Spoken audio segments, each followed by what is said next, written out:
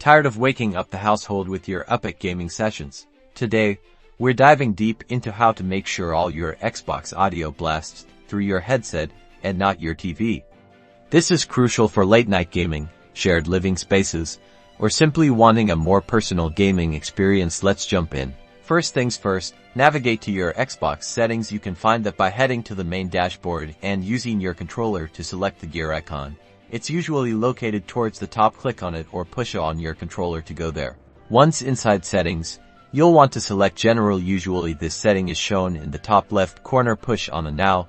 Move to volume and audio output. Keep your stick to the right and select on the volume and audio output option. Now, you'll have several options at your disposal, but for our purposes, look for the additional options section.